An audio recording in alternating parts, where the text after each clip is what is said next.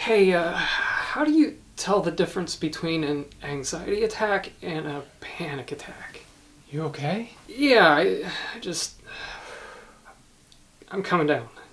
I feel you. I went down that what's the difference rabbit hole myself and couldn't find a definitive answer that even medicine agreed on. What? Yeah, a lot of people are surprised that almost everything in the medical space has multiple perspectives and that there's little consensus on anything. I guess that's human nature, but Yeah, so you go to 10 different medical websites explaining the difference between the two and you'll get 10 different answers. Most of the answers share similarities, but some elements contradict others, and it gets really frustrating real fast. what's your headcanon? Personally, I don't know if there's too much importance on a clear delineation other than just getting help. But if you're experiencing either or both, then... Yeah, I'm starting therapy, so yeah. So, like, panic attacks feel more severe? I see anxiety attacks as like feeling anxiety, nervousness, probably with some physical symptoms like general elevated heart rate, some sweaty palms, those kinds of things. Panic attacks are usually described as having more severe physical symptoms that inhibit your ability to function. But medical descriptions get interesting past this point. How so? So, a lot of medical sites say panic attacks happen out of the blue without a known trigger. I've totally had that. Same, but I've had more mild experiences out of nowhere too that have felt more like anxiety attacks.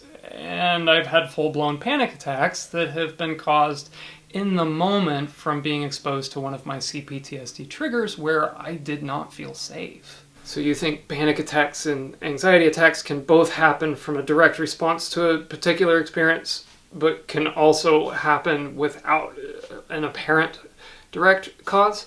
Yeah, and then we get one step weirder. Panic attacks are described as being full of panic, very heightened emotions, but I've also had panic attacks that have been purely physical, where my body is reacting with a heart rate off the charts, I'm lightheaded or tunnel vision, any of those kinds of things that are common in panic attacks, yet emotionally, I don't always feel panicked. Now, that may be because of my symptoms of disassociation from CPTSD, or it could be my autistic alexithymia, but panic attacks can happen where you're not feeling panic, or even much of anything. Okay, so you talked about weirder. I've had these panic attacks at night where... It's cool, man. This is a safe space. Thanks. Where the room seems to distort, or like parts of my body. It's crazy. It's not crazy. That is something so important that it needs its own video. Okay, I definitely need to follow for that one.